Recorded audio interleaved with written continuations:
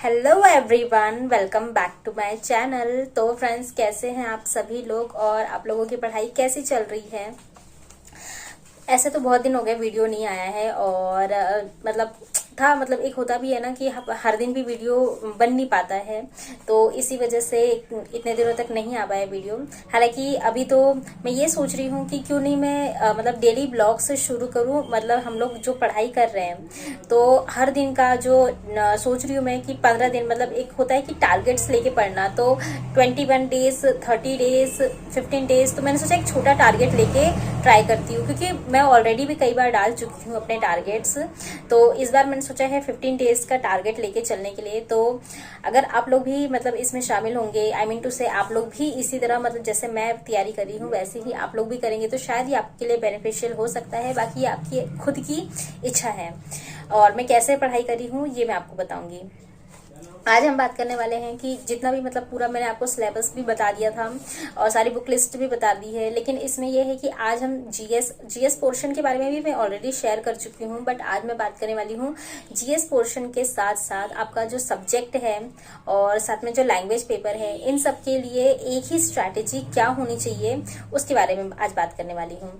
क्योंकि हर लोग मतलब एक तो सबका सब्जेक्ट अलग अलग है, सब्जेक्ट अलग है, लैंग्वेज पेपर सबके सेम होते हैं, बट सब लोगों का एक ही क्वेश्चन होता है कि जीएस जीके के लिए क्या करें। क्योंकि एक तो सब्जेक्ट आप पढ़ रहे हैं बट उसमें आपको जीएस भी देना पड़ता है।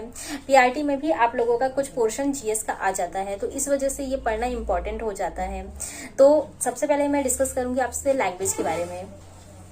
लैंग्वेज में आपको मिनिमम आपको 9 नंबर लेकर आने होते हैं। आप लोगों का 30 नंबर का होता है लैंग्वेज, तो लैंग्वेज में आपको 9 नंबर इनफ हो गए। मतलब आपको कोई ज्ञाता तो बनना नहीं है, आपको बस एग्जाम क्वालिफाई करना है और क्वालिफिकेशन के लिए आपको 9 नंबर इनफ होते हैं। बट आपको सिर्फ 9 नंबर नहीं लाना है, बल्कि उससे आपको कम से कम 15 नंबर तो लेकर आना इम्पोर्टेंट है। क्योंकि पीआरटी में, लेकिन पीआरटी के लिए ये नहीं है, पीआरटी के लिए आपको मैक्सिमम नंबर लेकर आने होंगे। क्योंकि जब कट ऑफ बनती है और जब वही टाई ब्रेकर हो जाता है तो उसमें पहले जो वरीयता दी जाती है वो आपको पता है कि एज के बाद जो अल्फाबेट्स होते हैं, बट उसमें भी अब ये है कि जिसका लैंग्वेज में नंबर ज्यादा होंगे पहले उनको लेंगे, उसके बाद ही अदर कैंडिडेट्स को। यानी मान लीजिए आपकी किसी के 25 है, किसी के 24 है, तो दोनों का एज, दोनों का डेट ऑफ बर्थ, मतलब सारी चीजें सेम है, लगभग सारी चीजें सेम है, बट उसको वरीयता पीआरटी के नंबर पर ही मतलब सॉरी लैंग्वेज के नंबर पर ही दी जाएगी। तो आप लोगों के लिए पीआरटी में लैंग्वेज में भी क्वालिफिकेशन बहुत ज्यादा मायने रखती है और ज्यादा नंबर लेकर आना होगा। अब इस बात करते हैं जो जीएस पोर्शन है वो आपको पता है पीआरटी में तो मतलब जो बीपीएससी है उसने कोई मतलब सिलेबस या फिर कोई भी सब्जेक्ट वाइज कुछ भी डिस्कस नहीं किया है कि मतलब इतना पोर्शन पढ़ना है, इस सब्जेक्ट में इतना पोर्शन पढ़ना है। नहीं, आपको ले देके सारी चीजें उठा के पढ़नी है। तो इसमें यही है कि मतलब एक गाइडेंस भी हो जाती है कि बस एक बच्चा पढ़ते जा रहा है हम लोग, और हमें कुछ समझ में नहीं आ रहा है। तो इसके लिए सबसे अच्छा सोर्स होता है पीवाईक्यूज में देखिए कि क्या, कहाँ से कौन से क्वेश्चन और कौन से पोर्शन से, कौन से टॉपिक से क्वेश्चन पूछा जा रहा है। लाइक लाइट हो गया, साइंस में लाइट हो गया, साउंड हो गया, इससे क्वेश्चन पूछे जा रहे हैं। ये टॉपिक आपको हर हालत में कंप्लीट करना होगा। इस तरह से आपको पता चलेगा। पहले आपको खुद सेल्फ एनालिसिस करना होगा। आप सेल्फ एनालिसिस के लिए या फिर पीवाईक्यूज के लिए आप पूरा 1 हफ्ता लीजिए, उसे मतलब सेल्फ स्टडी कीजिए, टॉपिक्स उसके ढूंढिए, उसके बाद अपना पढ़ाई अच्छे से शुरू कीजिए। क्योंकि बिना पीवाईक्यूज के एक होता है कि मतलब हम बस चले जा रहे हैं, कुछ उसका अता पता नहीं है कि हम सही रास्ते पर भी है कि नहीं। तो इस पीवाईक्यूज से ये फायदा होता है। पीआरटी के लिए तो ये हो गया।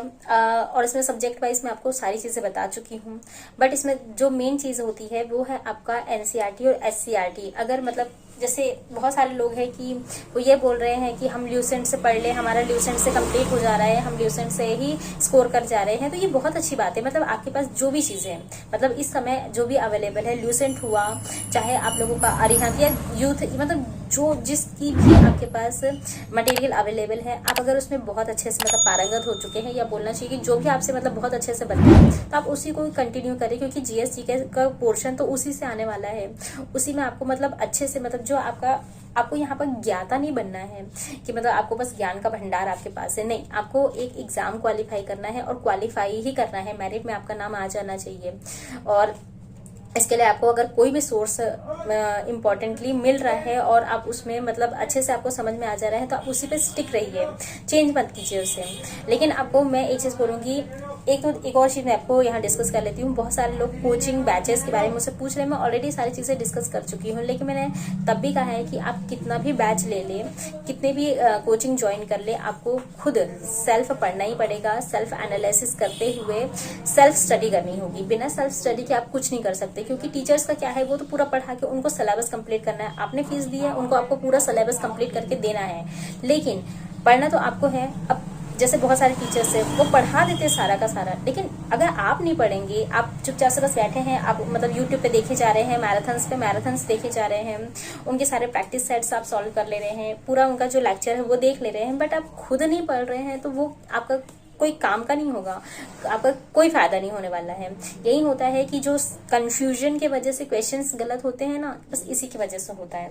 तो आपको खुद से पढ़ना होगा, और इसमें मेन होता है एनसीईआरटी, एससीईआरटी, क्योंकि कभी भी अगर क्वेश्चन आपका गलत होता है, उन्हें आपको उसका मतलब करनी होती है। जब वो लोग देते हैं कि आपको कोई आपत्ति है तो बताइए, तो उसमें किसी भी क्वेश्चन पे अगर आप आपत्ति जताते हैं तो उसके लिए वो एनसीईआरटी एससीईआरटी का ही मतलब मानेंगे, उसके अलावा कोई अदर सोर्स नहीं मानेंगे। तो आपको कहीं ना कहीं एनसीईआरटी एससीईआरटी तो उठानी ही पड़ेगी। तो एक बार आप जरूर उसे भी देख लीजिए। और इसके बाद जीएस पोर्शन हो गया। अब इसके बाद हम बात कर लेते हैं सब्जेक्ट की। तो सब्जेक्ट की आपको पता है कि मतलब आप पीआरटी के लिए अगर आप तैयारी कर रहे हैं तो 6 to 10 आप पढ़ लीजिए। अगर आप 6 to 8 की तैयारी कर रहे हैं तो उसके लिए भी आपको 6 to 10 पढ़ना ही पड़ेगा। पीआरटी हो चाहे 6 to 8 हो, इसमें पढ़ना ही है आपको। फिर 9 to 10 के लिए है तो आपको 8 to 10 पढ़ना होगा। और अगर आप 11-12 की तैयारी कर रहे हैं तो आप 10th से 12 तक पढ़ सकते हैं, 9 से बल्कि 12 तक पढ़ सकते हैं, क्योंकि हम कोई भी मतलब एक छोटी सी भी चूक ना हो, कोई भी चीज़ हम बाकी क्यों रहने दें। लेकिन मैंने आपको हमेशा बताया है कि आपको स्टडी हमेशा उल्टी करनी है, पीछे ऊपर से नीचे करनी है। और इसके बाद सब्जेक्ट हो गया आपका, और अब मैंने आपको लैंग्वेज भी बता दी है, जीएस पोर्शन भी बता दिया है। अब बात आती है प्रैक्टिस सेट की। प्रैक्टिस सेट में आपको मैं बता चुकी हूँ कि मेरे पास किरण पब्लिकेशन की है, आप भी किरण पब्लिकेशन देख सकते हैं। बट इसके साथ साथ मैंने आपको अभी ये बताया था कि आप पूर्वालोकन एक बार, जो मतलब बीपीएससी का पूर्वालोकन आता है, मतलब जिसमें से बीपीएससी के क्वेश्चन है, एक बीपीएससी का सार संग्रह भी आता है, आई थिंक 250 करके है उसका नाम। मैंने एक बार अपने वीडियो में बताया था, तो आप वो भी देख सकते हैं। बाकी पूर्वालोकन एक बार जरूर देखिए, क्योंकि इसमें जितने भी है प्रीवियस ईयर के क्वेश्चंस ही दिए गए होते हैं सारे के सारे। उसी में मतलब वो बार बार मतलब अलग अलग एग्जाम है। एक तो बीपीएससी में जो पूछा गया है वो भी, और बीपीएससी में भी कुछ मतलब अलग अलग स्टेट्स के क्वेश्चन होते हैं। जैसे अभी टीआरई थर्ड में भी कुछ, जैसे कि जो हम लोगों का वेस्ट बंगाल है, वहां पर कुछ एग्जाम्स हुए थे, झारखंड में एग्जाम हुए थे, उनके कुछ क्वेश्चंस उठा लिए गए थे। तो जब पूर्वालोकन आप देखते हैं घटना चक्र का, तो उसमें क्या होता है कि आसपास के भी एग्जाम्स, स्टेट्स के जो एग्जाम हुए हैं वो भी इसमें डाला होता है। तो आपकी क्या बार बार प्रैक्टिस होती रहेगी। और मैं ये चीज इसलिए बोल रही हूँ क्योंकि इस बार कंपटीशन बहुत ज्यादा होने वाला है, क्योंकि टीआरई थर्ड में भी जो बच्चे रह जा रहे हैं वो भी अभी तैयारी करें, जैसे मैं खुद तैयारी करी हूँ। इसमें एस्टेट वाले भी अपीयर होंगे, सीटेट जो क्वालिफाई कर गए हैं, चाहे वो जनवरी वाला हो चाहे वो इस बार का हो, दोनों लोग इसमें आएंगे। और जो पुराने बच्चे हैं वो तो आने ही वाले हैं। तो इस तरह से कंपटीशन बहुत ज्यादा होने वाला है। सीट्स भले ही कम हो सकती है, लेकिन कंपटीशन ज्यादा होगा। इस वजह से आपको अभी से ही तैयारी में लग जाना है। स्पेशली ये बोल रही हूँ कि जो अभी जैसे किसी का 1-2 नंबर से रुक रहा है, उन्हें लग रहे हैं कि मतलब टीआरई थर्ड में उनका मतलब नहीं हो पाएगा, तो आप लोगों का कंटेंट कहीं ना कहीं तैयार है, आपको बस उसको रिविजन करना है। लेकिन आपको प्रैक्टिस सेट अभी से लगाना होगा, क्योंकि मैंने बताया ना, क्वेश्चन इसलिए नहीं छूटता है कि आपको वो क्वेश्चन आता नहीं है, बल्कि क्वेश्चन इसलिए छूटता है क्योंकि कंफ्यूजन होता है। हमेशा एक सेम मतलब सेम ऑप्शंस दे के उसे कंफ्यूज करके जब सामने रखा जाता है तो कंफ्यूजन, क्योंकि हमें क्लियरिटी नहीं होती है। जब हम रिवीजन नहीं करेंगे तो उसकी क्लियरिटी नहीं होगी, तो वही कंफ्यूजन की वजह से क्वेश्चन गलत हो जाता है। तो ये सब मतलब जितनी भी कंफ्यूजन है, जितना भी हम लोगों का गलत होता है, उन सब चीजों की छोटी से छोटी माइनर से माइनर मिस्टेक्स को आपको सुधारना होगा इस बार, और उस पर पूरा फोकस करना होगा। इसलिए मैं आपको बोलूंगी अपने कंटेंट को तो पढ़ते ही रहिए, लेकिन स्पेशली ये है कि आप प्रैक्टिस सेट अभी से लगाएं। क्योंकि मैंने भी ये है कि प्रैक्टिस सेट थोड़ा कम ही लगाया था, और मैं जितना बोल रही थी शायद मेरा उतने ही नंबर आ भी गए। बट एक चीज मैं आपको और बता दे रही हूँ, एग्जाम जो भी होने वाला है, आप जो भी मतलब बैच ले चुके हैं, जो भी आप अपनी तैयारी कर चुके हैं, उसमें एक चीज आप जरूर ध्यान दीजिएगा कि वो अपना सिलेबस कंप्लीट कराए, चाहे ना कराए और चाहे कराते रहे, आप लास्ट तक सिलेबस ही कंप्लीट मत करते रहिए, बल्कि आप आउटसाइड से भी पढ़ते रहिए। अगर आप सिर्फ बैच के भरोसे बैठे हैं या कोचिंग के भरोसे बैठे हैं तो नहीं, आप अपनी खुद की सेल्फ बुक्स पे भी ध्यान दीजिए।